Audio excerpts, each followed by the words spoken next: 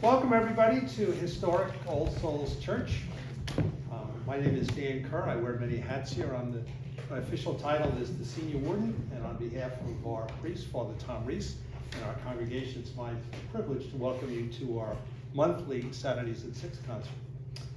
We take our mission statement here very seriously. When you came in the church, you may have noticed on the right-hand side there was a copy of our mission statement. There's a copy of our mission statement on the back of the concert booklet. I won't read the whole thing, but I'll read probably to me what's the most important thing. It says that we strive to be mutually supportive of the personal spiritual journey, respecting the individuality of all, and accepting the value of meeting people wherever they are on that journey. We believe all people are on some type of spiritual journey. And our understanding of Christianity, we believe Christianity is a tree with many branches. We're also mindful of the fact that there are many other trees in the forest other than Christianity. And there are people of different backgrounds and some people that don't necessarily have a formal faith, but they're all on a spiritual journey. And we promise or we pledge to meet people wherever they are on that journey. So if you happen to be on an Episcopal spiritual journey, we do 2 services here on Sunday morning. We do a virtual interactive service. It's a bit different. You know, during COVID, a lot of churches started to do virtual service, and most of them what they did is they put a camera on somebody up on the altar and they broadcast the service, and that was fine. We do it a little bit differently. We have a half-hour service and it's interactive. Everyone involved in the service participates. And also the service is offered live, and also we record all the services so they're available for viewing each week on our website. And what I do is I listen very carefully to the priest's homily, and I title the homily, the video based on his homily. So some of the most, and then I see how many people watch them. And I have to say the spirituality of chicken feet was probably the one that drew the most viewers. So that's a long story in itself. So we do that virtual service, and then we do a traditional 9:30 Eucharist here in the church every Sunday. During that service, people were asking about this organ. This organ goes back to 1855. It was one of the first organs built on this side of the Atlantic, and it's been used continuously in service for 160 years. So if you come to the 9:30 service, you'll hear the congregation sing, not necessarily well, but with enthusiasm, and you get to hear the organ. So that's what we do for those on an Episcopal spiritual journey.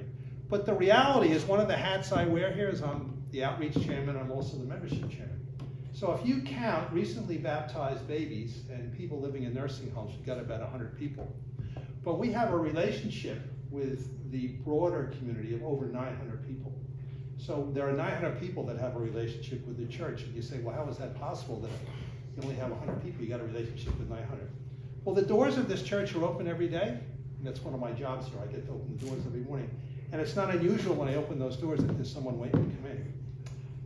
We feed the hungry. People know that we feed the hungry, and those of you who brought food here tonight, thank you.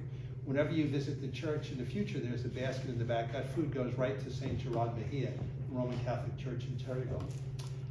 We do these concerts. You know, I know a number of you are probably here for the first time to hear these wonderful musicians tonight, but we do these concerts every month. You can set your watch by it. There'll be one Saturdays at 6 concert. I didn't get the usual call that I got in previous months where someone would call me up and say, what time is the Saturdays at 6 concert? Didn't get that this month. So we do that once a month. We also do, we have some poets here this evening. We have the second Saturday's poetry readings once a month as well. Well-known poets read, and anyone who comes to that poetry also has an opportunity to read some of their own poems as well. We do Native American drumming here once a month as well. That comes out of the Native American experience. We have a drummer. People gather around in a circle. The drummer plays various Native American drums. People meditate. Very powerful healing experience. We also here on a weekly basis, we're kind of an interfaith center. So Tom, our cameraman, Tom Brownroth, doubles as my partner, and he's from Messiah Lutheran Church, and he and I lead here every Tuesday an interfaith morning prayer service. And we always invite clergy from different denominations to come in and preach. And if there's a Christian church in the area, likely your minister has come and preached here. We've also had 3 different rabbis. We've had an imam. I've also got an invitation out to the Buddhist community to come as well. So it's truly interfaith, and that's every Tuesday. And also we do an interfaith rosary here. People have a misperception that only Roman Catholics do the rosary. So what we've done is we've combined the Roman Catholic, the Greek Orthodox, and the Anglican tradition, and we do an interfaith rosary here every Wednesday. So if you want to be on our invitation list, I had a nice fancy blue list here where you could have put your name and your email, but it didn't survive the rain. So my wife Susan's handwriting is better than mine.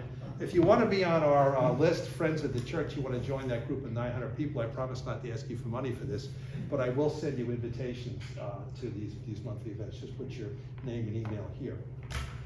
For this evening, so this will be up here during intermission, we will have 2 sets of music, as you can see in your little bulletin there. There'll be 2 sets of music. We will have time for questions and answers that you can ask the musicians at the end. And Sue, if you could show the little thank you. There's a thank you that goes directly to the musicians. Being a CPA, I have to count it. But that goes directly to the musicians. We'd like to thank them for performing and lugging all this equipment here on a rainy night. Please be generous. And we will conclude by 8 o'clock as well. Okay, so I guess they'll come out in the order that I call them. First of all, I'd like to introduce to you, now my Spanish is better than my Italian. This is the Sputter Box vocalist, Alina Tamburini. Hey, Alina, you want to come out? Give her a round of applause. She returns to Teatro Nobel this season, debuting in the role of Giulietta in Bellini's Capuletti e Monterici. Following another bel canto debut as Amina in Bellini's La Sambulo with Bel Cantani Opera. She has a Master's of Music in Voice Performance from Stony Brook University and a Bachelor of Music Education from Michigan State. Let's give her another round of applause. And then I'd like to introduce Peter White. Peter is a New York City-based chamber percussionist who performs with several ensembles, including Sputter Box, Pathos Trio, and Unema. He has a doctorate in music arts in percussion from Stony Brook University. He's got a master's in percussion performance from the University of Miami, Frost School of Music. And he's got a bachelor's degree in percussion performance from a lot of percussion here, from the University of Oregon. Let's welcome Peter. And our last musician, I saved her to last because this is her 4th time performing at All Souls. My good friend Hugh Plummer, who many of you know, he started the concert series about 7 or 8 years ago. And his vision was that we would find students at the university, develop a relationship with them, and they would continue to be involved with us throughout their career. And Catherine, you're kind of the model that we come back for the 4th time. So Catherine is a New York City-based clarinetist and plays bass clarinet. She performs with Sputter Box and the New Quintet. She also teaches at the Manny's Prep and the New School in Five Towns College. She also has a doctorate. She has a doctorate of music arts in clarinet performance from Stony Brook University. She's got a master's of music in clarinet performance and master's of music theory from the University of Oklahoma, and a bachelor of music education from Michigan State University. Let's give her.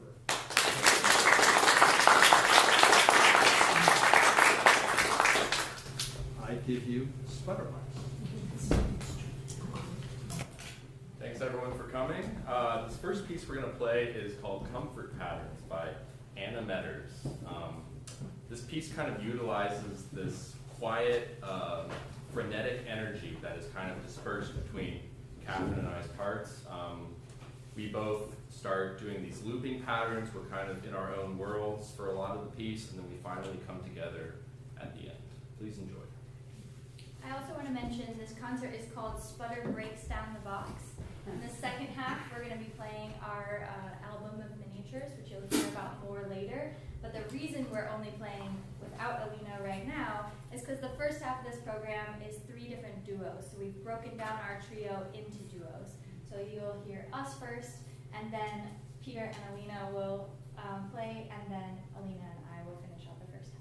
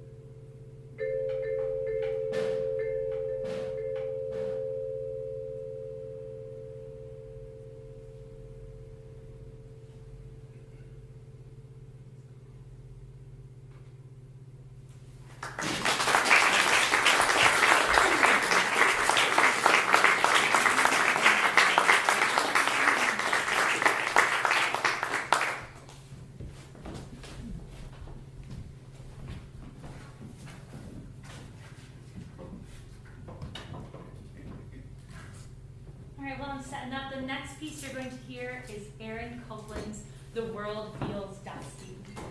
This piece was arranged by Peter White for vibraphone. It usually is played by the piano and is a part of a larger work made up of 12 different pieces that Aaron Copeland wrote. They were not originally intended to be a set, but after the very first one, the one you're going to hear, he was like, oh, maybe I should make more of these. And every piece in the set is dedicated to a different composer friend of his.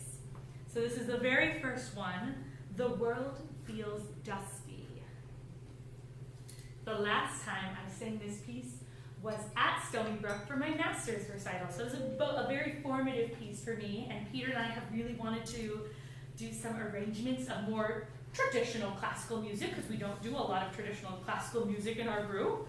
So it's really exciting to be able to do an art song, the first of many to come.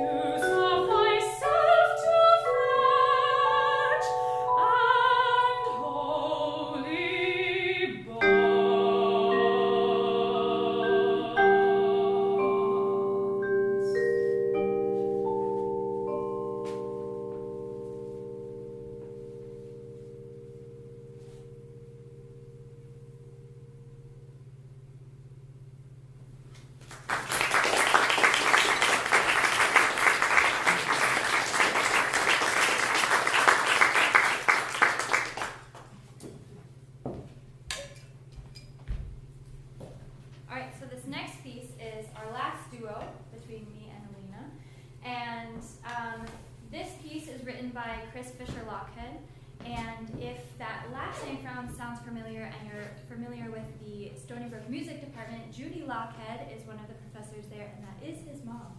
So we got to know both of them pretty well.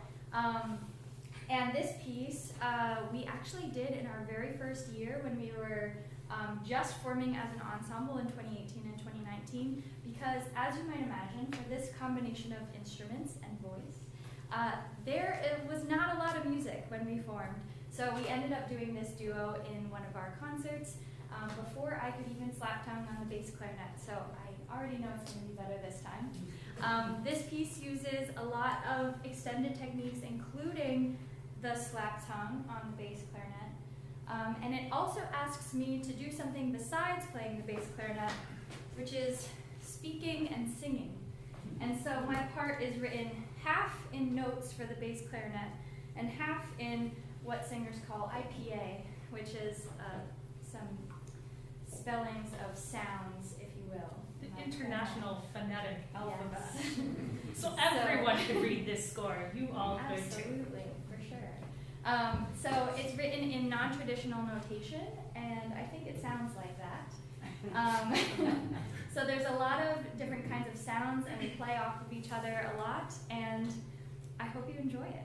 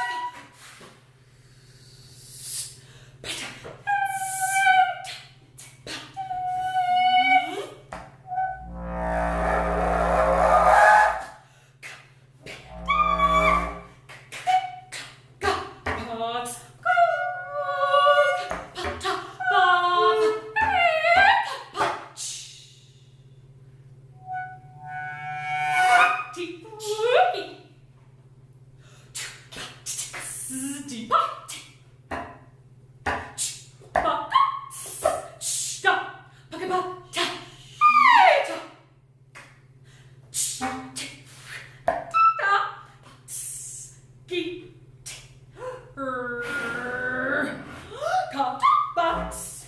Tubba-dee-da-ch, tibba-dee-ga-ba, ba.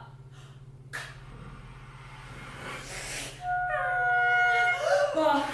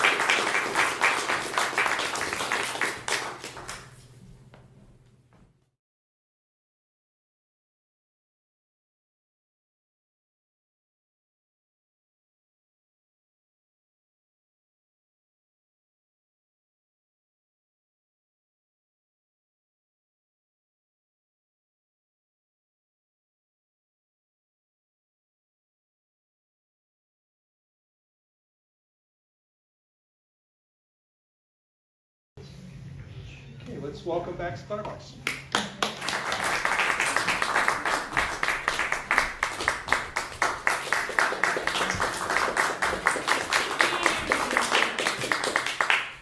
Before we get started, I wanted to talk briefly about our formation and the music that you're about to hear.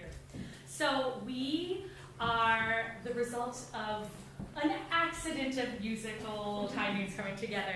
The first piece you heard, I was moving, so I don't know if you already said this, Comfort Patterns was under, what's it called?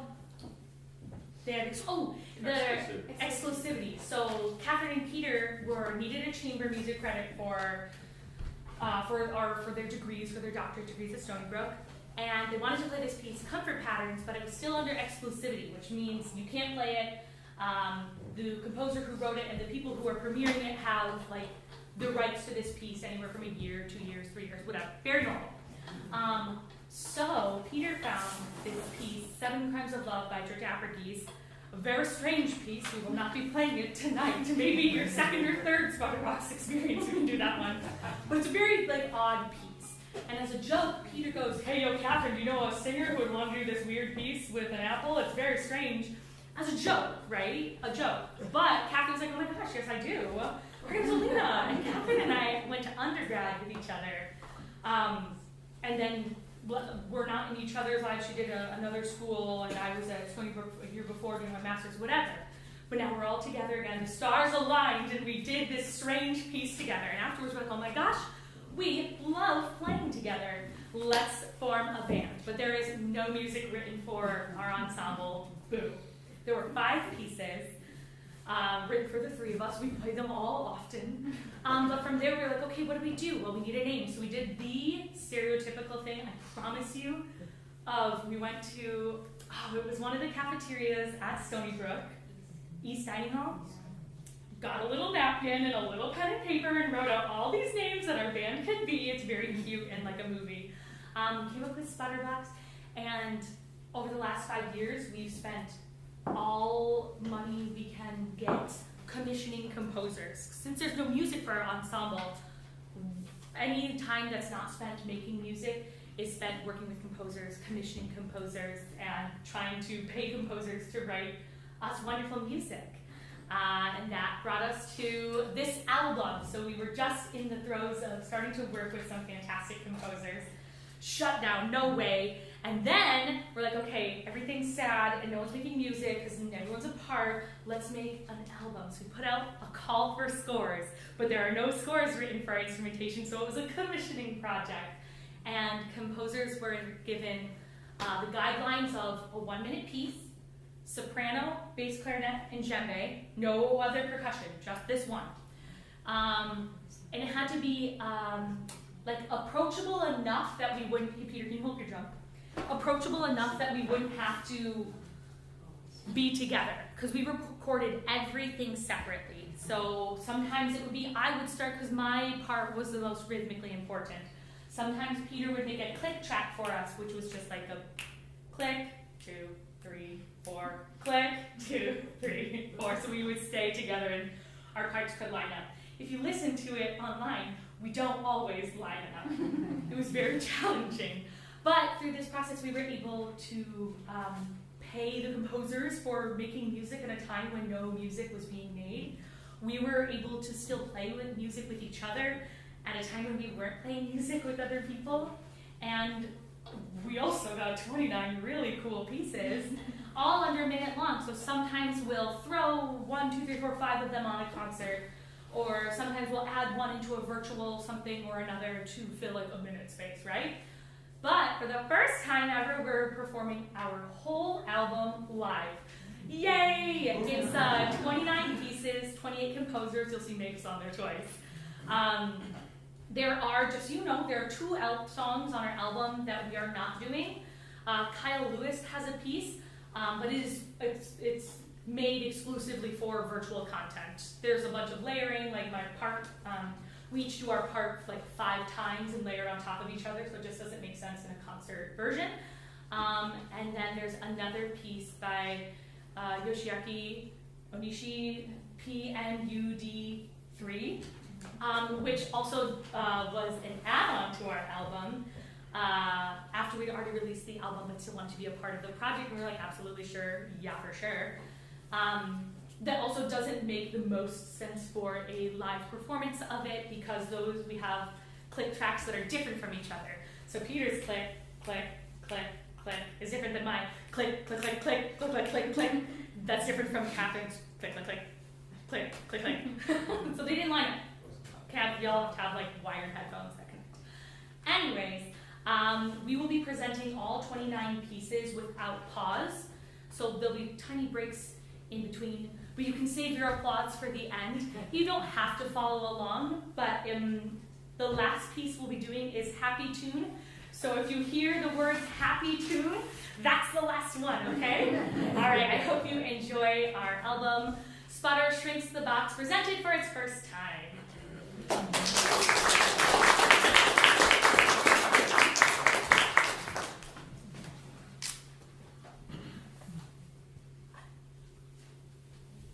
Just up a little bit.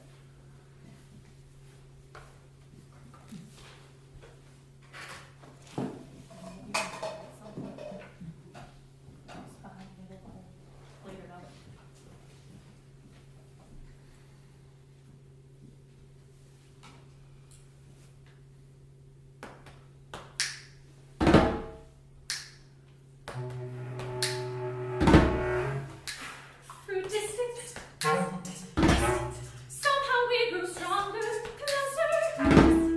Just your embrace is all I need. It's all I crave. To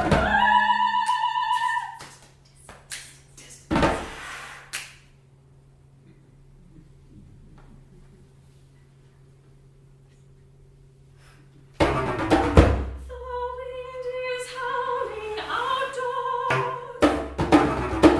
The storms are frightening, of course.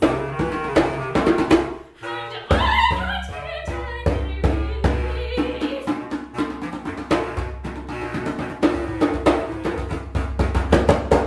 Yet all I wonder now is if you're out there. Are you out there? Can you hear me?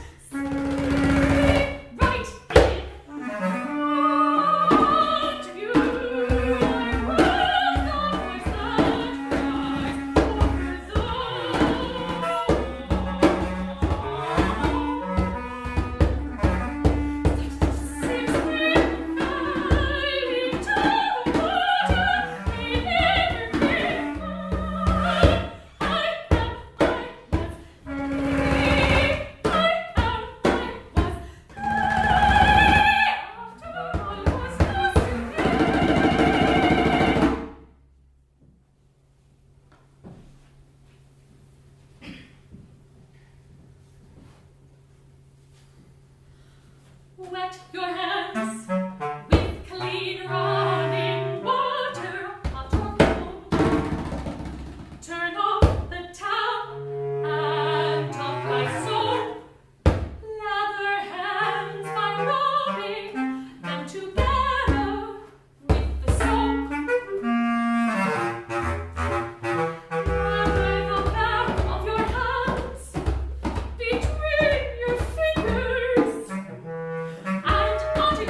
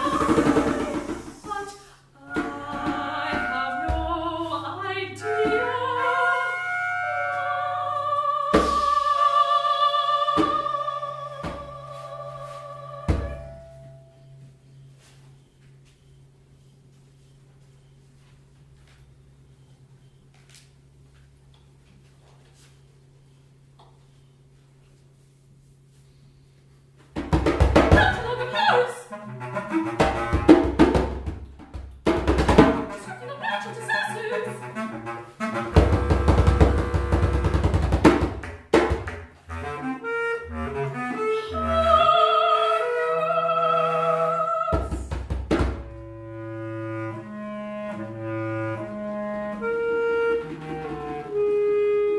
of miracles in the diverse corridor.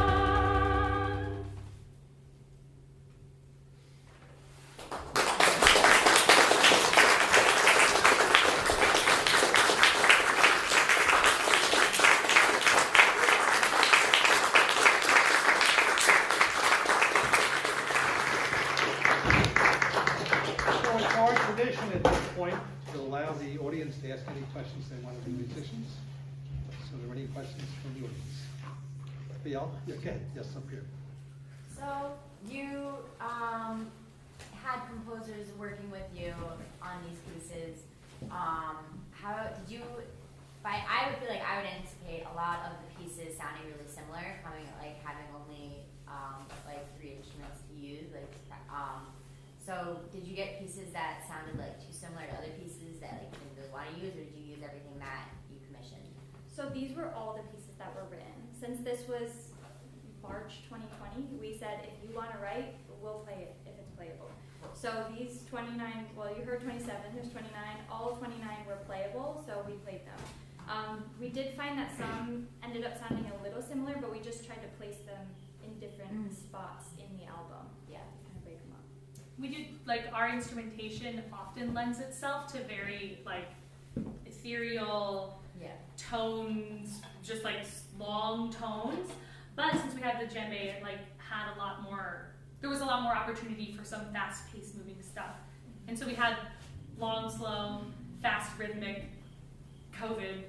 There was like, those are our 3 main categories, like how to break them up and then break them, like space them apart. Was the happy song at the end, was that deliberate? Was that the what? The happy song at the end, was that deliberate? Like our placement of it? Yeah. Yeah, that's my, like, I listened to that song myself. I listened to my own recording of that song a bunch. She likes I did, I really liked that one. So in 2020, I would just listen to it over and over again. And I was like, okay guys, we have to put this one as the last one on the album. It's like a ray of hope. I listen to it all the time. And how did, we were all affected by COVID, and certainly we were here as a church, a faith community. How would you describe the impact of it on your development as musicians? I mean, we had to cancel or postpone a lot of gigs. We had this backlog of composers that we were supposed to work with in 2020 that, we've only been just now starting to catch up in terms of that stuff. Yeah. But it was nice of Catherine to think of this idea to do this we recorded separately in our own homes. I don't know if that was obvious, but we were like in quarantine. This was all I had access to, and I think we made the composers work under these like really strict limitations, and we're really happy with what came out of it. So, kind of like maybe you were stretched in directions that you hadn't planned on, and Definitely. maybe But we certainly wouldn't have. Yeah, we Yeah. would not have done this. And I'm really glad we did. We also turned into more recording artists because we had to then have a good mic setup. And if you listen to the album online, you'll actually hear some of the differences in audio quality because they're not all recorded at the same time. And so I think like Alina got a new microphone, Peter got a new microphone as we recorded more of them. So you kind of see that development in the album as well. It's important as musicians to like know like what is recording us, and we had no idea. Like it was all the same to us: an iPhone mic, a headphone microphone, and the more tech we got, the more we were like able to choose the gear that was going to work best for our sound. So we don't use the same 3 microphones all the time because we have different instrument sounds and they are captured differently. Any other questions? Yep, on the back here. So what would you say was the most difficult part of getting this project together besides COVID? That was the hardest part. Besides COVID. Honestly, we were up to our eyeballs in spreadsheets and tracking because we were working with so many composers, and a number of them are international. So when we were like bringing in money from donations, like we had to convert the currency exchange rate. It was a lot of logistics to stay on top of, but at that point, people were like very willing and able to share their talents for a lower cost than we would usually want to pay composers. And part of that was some of our worry, like, okay, these people are like taking their time, their precious time, and writing music for us. We have to be able to give back to them monetarily. How do we do that when everyone's kind of stretched thin right now? But it was give what you can when you can, and then we released the album, and we felt better about paying our artists back. So I think it was a bit of the logistics tracking and feeling like we were supporting composers at a time when all their gigs got canceled too. Like all those commissions were done. Yeah. Yeah, over here. Hi, a question for Alina. Sure. On Lorelei the Leeches, now correct me if I'm wrong, you said the Leviathan within she calls, hit that high note. And then I crave flesh and blood. What did you mean by that? Oh, I am the leech in that. Okay. I am. I kind of think of like the long slurpy notes, like as the leech crawling towards. Oh, okay. And then I crave flesh and blood. Flesh and blood. Do do do do. Attach. Success. Gotcha. That was my interpretation of it. And why are you a leech? Oh, why am I a leech? That's what the composer told me. Are you like imagining yourself as a leech, or like is that how you see yourself? Oh gosh, no. No, Just in the title. The title's the Laura, the leech. For a So it's minute, like, maybe. I guess I am like, and when I sing this song, it is like point of view. Uh-huh. I am, but I'm never crawling like squiggly lines, which is strange. Maybe I should try and crawl more squiggly lines when I'm singing it, because the music is very squiggly. Ah. Okay. Question Thank you. Let me think more about that one. That's my Thank question. Priya, did you have a question? Thought I maybe seen a hand back there. Any other questions? Okay, well, let's give them a big round of applause.